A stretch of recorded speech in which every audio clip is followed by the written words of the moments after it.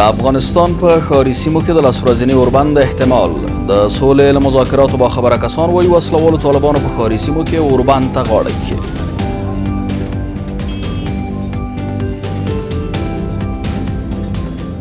په دې پریکړه رسېدلي دي چې دوی باید د لسو ورځو یا یوې هفتې ښاري اوربند وکړي، یعنې یوازې په ښارونو کې به دوی اوربند ټینګوي.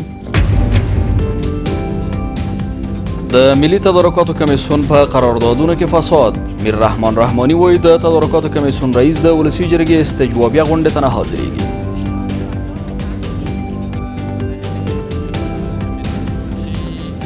ما تا این امیال وزیر صاحب تجارت نتونستیم که تالار بیاریم. رئیس تدارکات ملی را 10 بار کمیسیون ها خواسته نامده و این 2 بار در مجلس نامد. او د سومالیا پلازمینه کې د موټر بم برید. راپورونه وایي په موګادیشو کې پر یو امنیتي پوستې د موټر بم برید له امله کابو 90 تنه وژل شوي او په لسګونه نور ټپیان دي.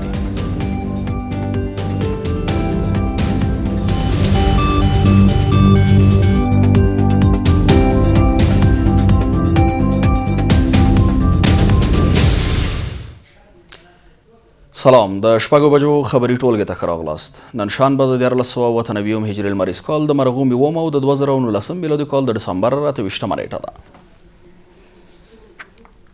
دا هم بشپړ خبرونه. بیان سید ادریس سادات. د وسلوالو طالبانو رهبرۍ د افغانستان په ښارونو کې له لس ورځني اوربند سره توافق کړی.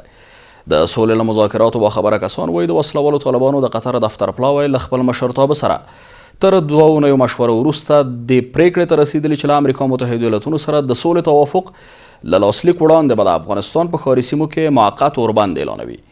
شنونکي وایي دغه اوربند د وسلوالو طالبانو لپاره د ازمایښت دی، ځکه واشنګټن غواړي وسلوال طالبان دا ثابته کړي چې جنګیالي تر واحد رهبرۍ لاندې دي او که نه. د طالبانو د قطر دفتر یو هیئت چې د ډلې له مشرتابه سره د مشورو لپاره پاکستان ته تللی و، د موقت اوربند په تړاو یې د رهبرۍ شورا توافق ترلاسه کړی دی. د سولې له مذاکراتو باخبره سرچینې وایي د طالبانو پوځي او سیاسي مشران په دې سلا شوي چې له امریکا سره د سولې توافق له لاسلیک وړاندې یوازې په ښاري سیمو کې لس ورځنی اوربند کوي. طالبانو راغلي هیئت بالاخره د 2 هفتو جلسو او غونډو نه وروسته په دې پریکړه رسېدلي دي چې دوی باید د لسو ورځو یا یوې هفتې ښاري اوربند وکړي، یعنې یوازې په ښارونو کې به دوی اوربند ټینګوي. غالبا په 10 ورځو باندې موافقه شوې وي د سیاسیونو او د نظامیانو د طالبانو په مابین کې، اما مشروط په دې شرط چې اول به موافقتنامه امضا کیږي، پس توافقنامې د امضا نه به د اوربند بیا سمدستي اعلانیږي. د سرچینې د معلوماتو له مخې دغه اوربند د سولې تړون د لاسلیک لپاره د طالبانو لپاره یو ازمایښت دی، ځکه متحده ایالات غواړي چې د سولې له توافق وړاندې ډاډ ترلاسه کړي چې د دې ډلې جنګیالي تر واحدې رهبرۍ لاندې دي. ویل کېږي د افغان سولې لپاره د امریکا ځانګړي استازي د امریکا او طالبانو ترمنځ د سولې توافق لاسلیک پر اوربند پورې مشروط کړی او طالبانو ته وخت ورکړی و چې په دې تړاو مشورې وکړي. امریکایان تاکید کوي چې د خبرو د پیل کېدو نه وړاندې باید طالبان دا ثابته کړي چې دوی د خبرو لپاره جدي دي او دوی یو قوت ده. که د دغه اوربند په دوران کې کوم برید وشولو، امریکایان به دا ټول په دقت څاري. د دې معنا به دا وي چې طالبان سره ویشلي دي او د اوربند په مسله باندې یو خلو نه دي. که دغه 10 ورځې یوه هفته په خیر او عافیت تېرې شي، د دې معنا به دا وي چې طالبان یو قوت ده. د ملي شورا غړي د سولې خبرو د پیل لپاره د اوربند هرکلی کوي، خو وایي دغه اوربند باید اوږدمهاله او د سولې بین الاقوامي مذاکراتو ته لاره خلاصه کړي.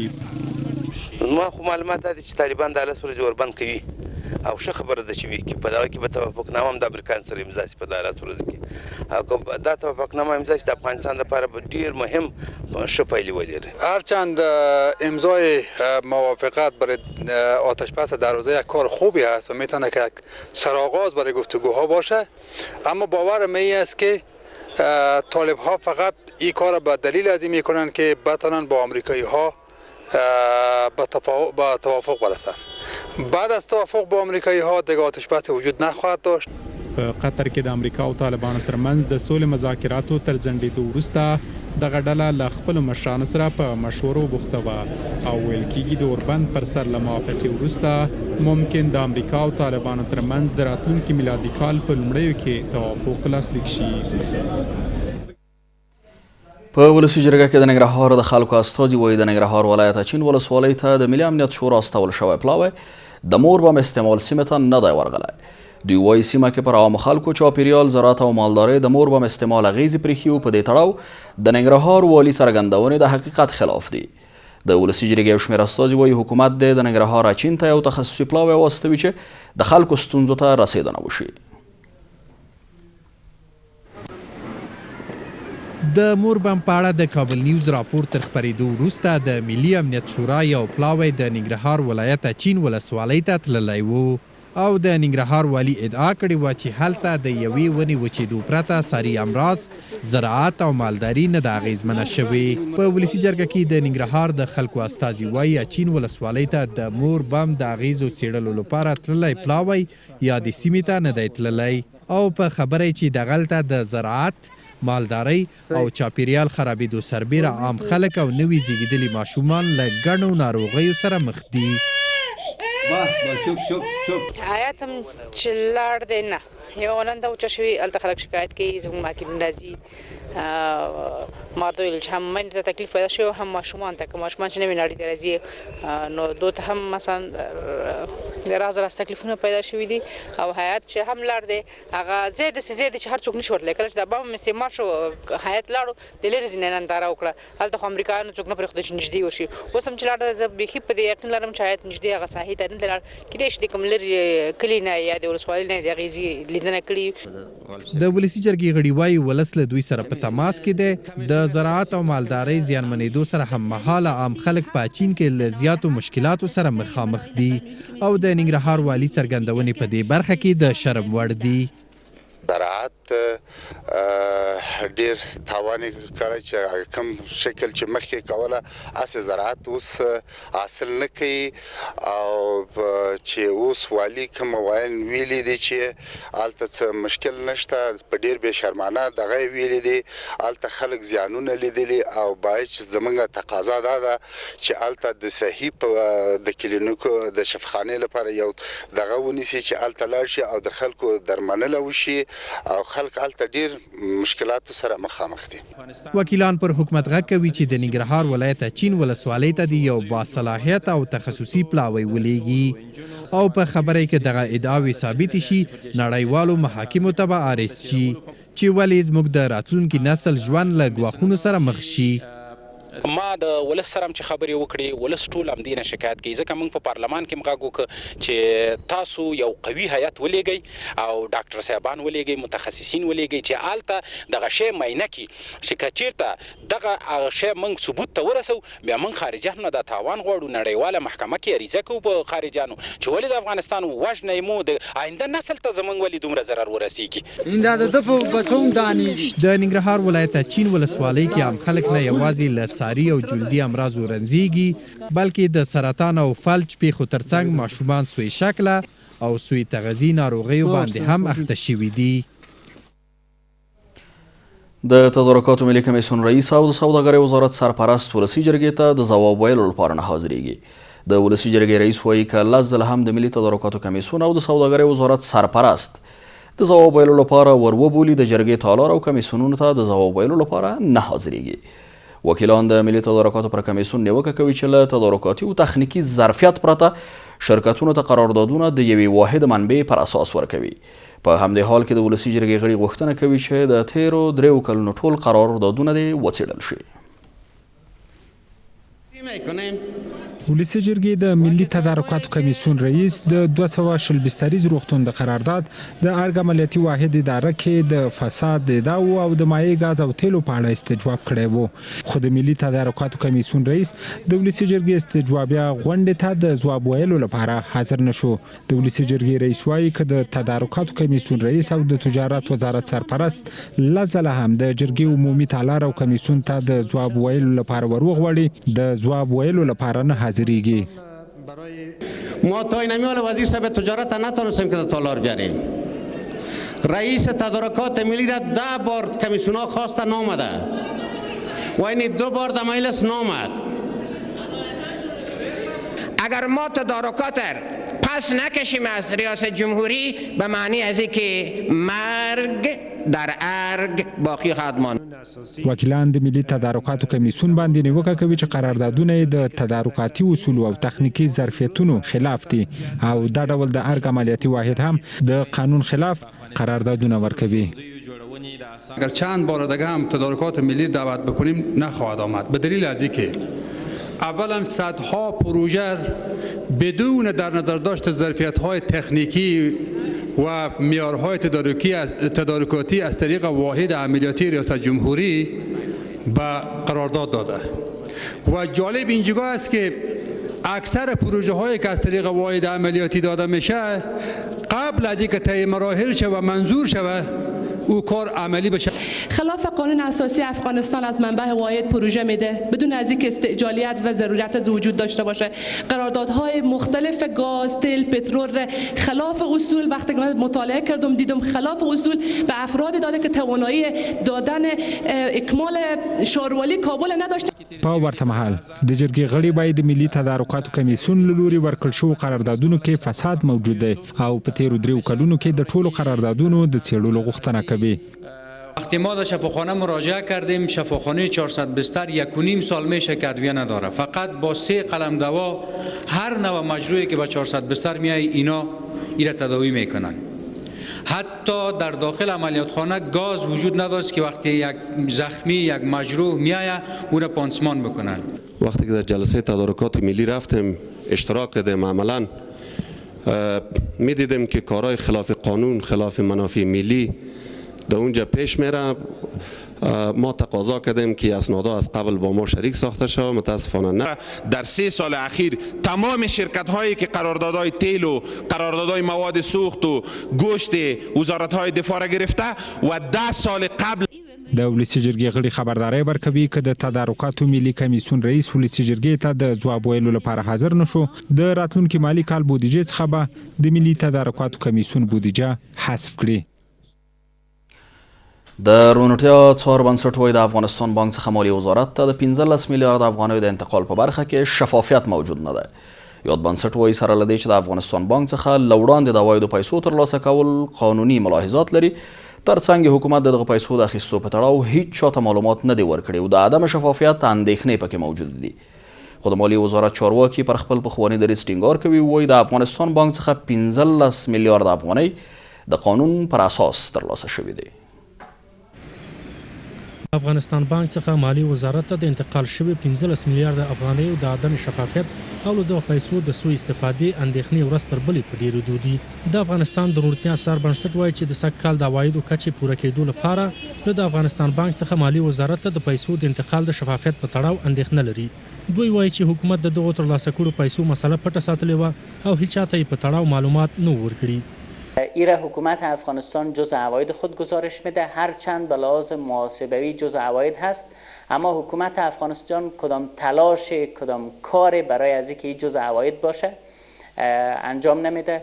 مشکل اساسی حکومت افغانستان در این مورد عدم شفافیت در اجراتش است. حکومت هیچگاه به صورت شفاف به صورت واضح در این مورد برای مردم معلومات نمیده.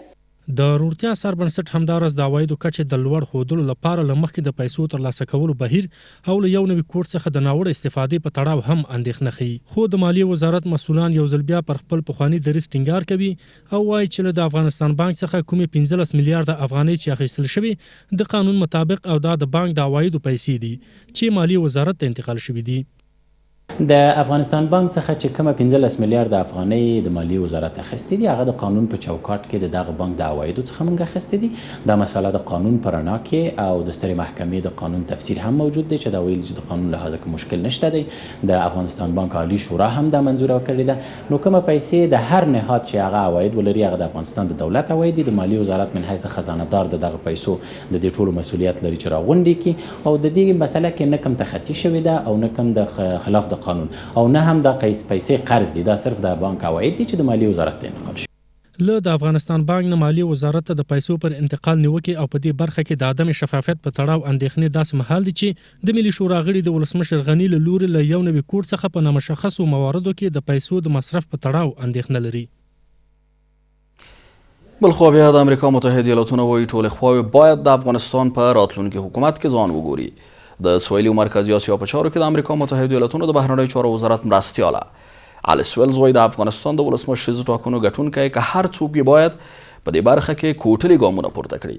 ویلز په خپل یو تازه ټویټ کې ویلي چې د سولې په مذاکراتي ټیم کې هم د افغانستان مختلف اقشار باید خپله استازولي وګوري. د امریکا متحده ایالاتونه وايي د افغانستان راتلونکي حکومت کې باید د ټولو خواو او قشرونو استازولي منعکس شي. د سویلي او مرکزي اسیا په چارو کې د امریکا د بهرنیو چارو وزارت مرستیال الیس ویلز ویلي چې د افغانستان د ټاکنو ګټونکی که هغه هر څوک وي باید په دې اړه د ډاډ ترلاسه کېدو لپاره بیړني ګامونه واخلي. ویلز د افغانستان د ټاکنو او سولې په تړاو په خپل یو تازه ټویټ کې په دې هم ټینګار کوي چې د سولې په مذاکراتي ټیم کې هم باید د ټولو اقشارو استازولي منعکسوي. دیتا په کتو سره چې ګڼ شمیر افغانان ټاکنو کې د رایو په کارولو ونه توانېدل د دغو ټاکنو ګټونکی که هغه هر څوک وي باید د دې ډاډ د ترلاسه کېدو لپاره بیړني او مشخص ګامونه پورته کړي چې د هیواد په مشرتابه او مذاکراتي ټیم کې د افغانستان د هر قشر استازولي سم منعکس شي. د امریکا د بهرنیو چارو وزارت مرستیال د غوښتنه د اسمحال کوي چې د افغانستان د ولسمشرۍ ټاکنو وروستۍ ګټونکی لا معلوم نه دی. د دغو ټاکنو ابتدایي پایلې اوسني ولسمشر اشرف غني په ډیر کم توپیر ګټلي. خو شنونکي وایي د ټاکنیزو شکایتونو کمیسیون سره ثبت شوو زرګونو شکایتونو ته په کتو د دې احتمال ډیر دی چې ټاکنې دویم پړاو ته ولاړې شي. د ټاکنیز شکایتونو کمیسیون وایي د هیواد په 14 ولایتونو کې د شکایتونو د تصنیف بندۍ بهیر پیل شوی دی. د ټاکنیز شکایتونو کمیسیون وایي د شکایتونو د څېړنې بهیر تر پیلېدو وروسته د شکایتونو د تصنیف بندۍ بهیر په 14 ولایتونو کې پیل شوی او هیله لري چې د یکشنبې په ورځ په ټولو ولایتونو کې پیل شي. د شکایتونو کمیسیون وایي هغه شکایتونه چې د دوی د طرز العمل مطابق نه وي رد بشي. خو پر ټاکنو څارونکي ادارې وایي د ټاکنیز شکایتونو د بررسۍ بهیر ډیر پڅ روان دی او ښایي تر ټاکل شوې نیټې ډیر وخت وغواړي. د ټاکنیزو شکایتونو کمیسیون به د یکشنبې په ورځ په ټولو ولایتونو کې د شکایتونو د تصنیف بندۍ پروسه پیل کړي. د شکایتو کمیسیون مسؤلین وایي چې د شنبې په ورځ په 14 ولایتونو کې د تصنیف بندۍ پروسه پیل کړي او هیله لري چې د یکشنبې په ورځ به ټولو ولایتونو کې دغه پروسه پیل شي. هغه ولایتونو ته چې پرون د دوی شکایتونه ورسېدلي نن د ورځې له شروع نه دوی رسما د شکایتونو په څېړلو باندې شروع کړې ده چې په هغه کې لغمان، ننګرهار، کاپیسا، پنجشیر، پروان او د کابل د مرکز چار اطراف ولایتونه دي. تقریبا تعداد 14 ته رسیږي. نن رسما هغوی په تصنیف بندۍ مده شروع کړې.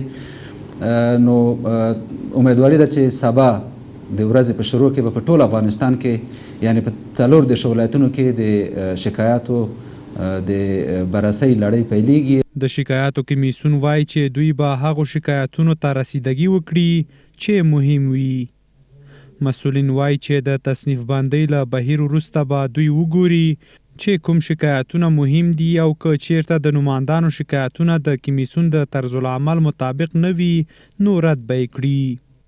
اولینی کار چې موږ کوو هغه پس له تصنیف بندۍ نه د شکایتونو اسناد ګورو چې آیا دا شکایتونه چې شوي څومره مستند دي. که چیرته شکایتونه زمونږ د طرز العملونو مطابق مستند نه اوسیږي موږ طبعا په قانون کې حق لرو چې دا شکایتونه رد کړو او د رد تعداد به د افغانستان خلکو سره زر تر زره شریک کړو. په ورته مهال پر ټاکنو څارونکي بنسټونه وایي د نمایندانو شکایتونو ته د رسیدګۍ پروسه ډیره ټکنۍ روانه ده. دوی وایي ښایي شکایتونه په ټاکلې موده کې ونه څیړل شي او زیات وخت ونیسي. به استثنای 3 ولایت که دیروز گفتن آغاز شده مراحل تصنیف بندیش، مطابقی ولایت ها هنوز در مرحله اول کارشان داخل نشدن.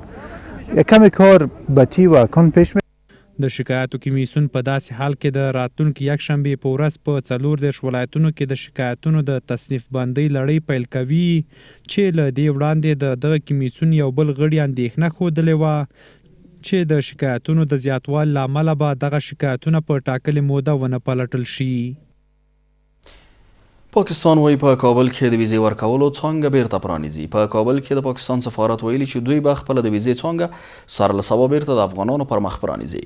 دغه څرګندونې په کابل کې د پاکستان سفیر په خپله ټویټر پاڼه لیکلي او زیاته کړې ده. ډېر خوښ دی چې د کابل هیواد د خپل هیواد د ویزې څانګه د ډسمبر پر 9 د افغانانو پر مخ بیرته پرانیزي. د پاکستان د بهرنیو چارو وزارت د 13 نومبر میاشتې پر 3 نیټه د یو لړ عملونو له مخې په کابل کې د خپل سفارت د ویزې څانګه تر یوې نامعلومې مودې تړلې وه، خو اسلام آباد ویلي ول چې دا کار په کابل کې خپلو مامورینو ته د متوجه امنیتي ګواښونو له امله کړی دی. په ټاکنیز بهیر کې د درغلیو سرغړونو سربیره خارجي مداخلې هم شوي دي. د ولسي جرګې ځینې غړي وایي په ولسمشریزو ټاکنو کې د تقلب سرغړونو سربیره بهرنیانو هم په دې بهیر کې مداخلې کړي او په خبره د ټاکنیز شکایتونو کمیسیون باید د شفافو رایو پایلې اعلان کړي. بلخوا د ولسي جرګې شمېر غړي په لویو لارو کې امنیتي وضعیت د اندېښنې وړ بولي او د کورنیو چارو وزارت سرپرست د استجواب غوښتنه کوي.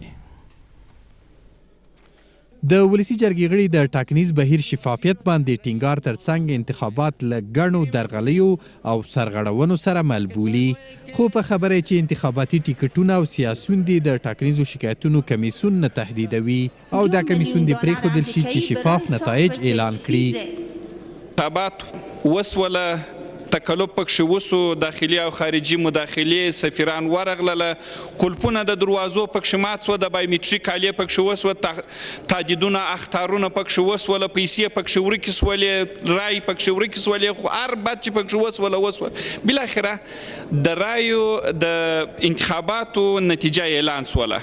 د انتخاباتو د نتیجې څخه وروسته نتیجه د شکایاتو کمیسیون ته د نهایي اعلان دپاره ولاړه. باید موږ د شکایاتو د کمیسیون ننګه وکړو، حمایت یې وکړو، همکاري ورسره وکړو، ترڅو پایلې نهایي پایلې د افغانستان د نافذه قوانینو پر اساس باندې پاک او شفاف اعلان. نباید کمیسیون انتخاباتی دیگر تهدید شوند. بگذاریم که کمیسیون شکایات کار خود به پیش ببرند. د جرګې ځینو غړو چې د عمومي ناستې په امتیازي ساعت کې خبرې کولې د عمومي لارو امنیت خوندیتوب په اړه اندېښنو څرګندولو سره د کابل پروان لویه لار د مرګ لار وبلله او په دې اړه د کورنیو چارو وزارت سرپرست د استجواب غوښتنه وکړه.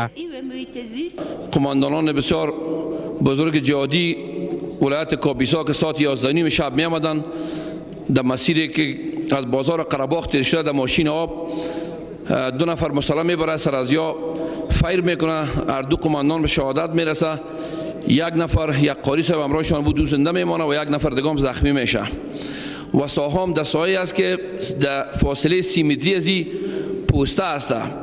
جناب رئیس صاحب اگر در این رابطه یک تصمیم جدی نگیریم شهرهای 14 ولایت شمال پروان، کاپیسا، پنجشیر و شمال کابل در تهدید. ما یک پیشنهاد داریم جناب رئیس صاحب که وزیر صاحب داخله جمع تیم امنیتیشان وزیر صاحب داخله شخصا در این رابطه استجواب شود. مسئولین امنیتی در جلسه عمومی باید حضور پیدا بکنند. په ورته مهال د ولسي جرګې رئیس وایي په بلخ ولایت کې د جنبش ګوند پخواني قومندان نظام الدین قیصاري پر وړاندې د شوو عملیاتو څېړلو لپاره به ډېر ژر د دې جرګې د داخلي امنیت او دفاعي کمیسیون یو ګډ پلاوی مزار شریف ته ولاړ شي. به ارتباط عملیات خانه قماندان قیصاری که وکیل صاحبا تماس گرفتن و شهید شدن چند تن از هموطنان ما، ولسی جرگه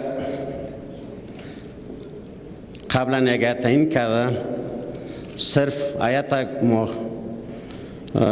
گذاشتیم که یک جلسه مشترک بین کمیسیون دفاعی و امنیتی صورت بگیره و هیئت ما با یک روشنی و معلومات به ولایت مزار شریف تشریف آورد. د ولسی جرګې نننۍ عمومي ناستې اجنډا ته د ملي تدارکاتو کمیسیون رئیس د 420 بستریز روغتون قرارداد، د ارګ عملیاتي واحد کې د فساد موجودیت او د مایع ګاز او تیلو قرارداد په اړه ځواب ویلو ته وربللی و، خو د تدارکاتو کمیسیون رئیس د ولسی جرګې تالار ته حاضر نشو. په افغانستان کې د امریکایي او نورو بهرنیو سرتیرو قراردادیانو د ځان ساتنې لپاره وسلوالو طالبانو ته رشوت ورکاوه. د CNBC اژانس د خبر له مخې د بهرنیو ځواکونو دغه چارې په افغانستان کې ترهګر پیاوړي کړي او فساد ته یې لار پرانیستې ده.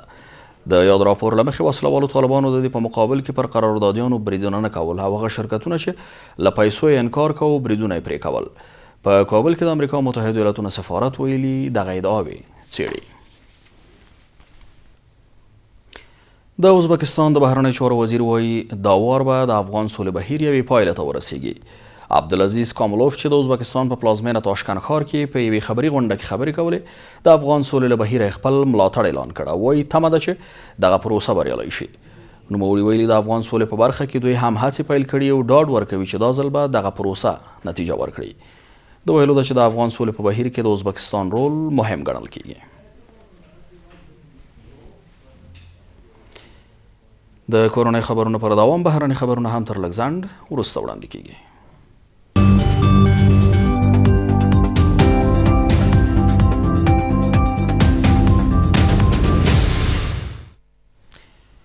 به هم ښه راغلاست او د هم څو بهرني خبرونه.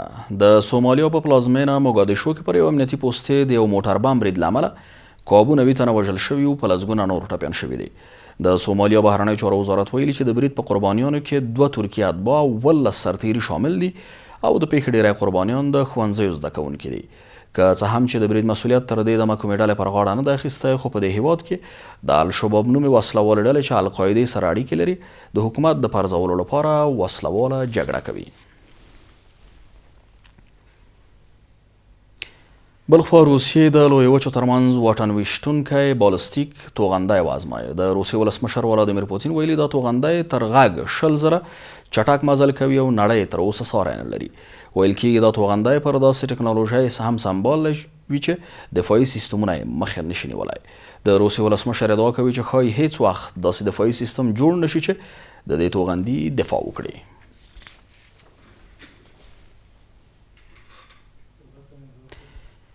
او وروسته خبره ده چې د فرانسې د بهرنیو چارو وزارت په پاریس کې د ایران سفیر بهرام قاسمي احضار کړی دی.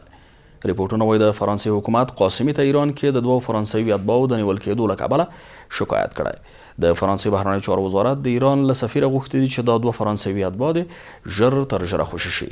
په دغو کسانو کې یوه ایراني ولاصله فرانسوۍ ده چې فریبا دلخوا نومیږي او د ایران په اړه یې ګڼه کتابونه لیکلي او په تېره جون میاشت کې د ایران د امنیتي ادارو لخوا د جاسوسۍ په تور ونیول شوه. د مارشال رولاند په نوم بل فرانسوي وګړی چې له عادلخوا سره د لیدو لپاره ایران ته تللی هم نیول شوی دی.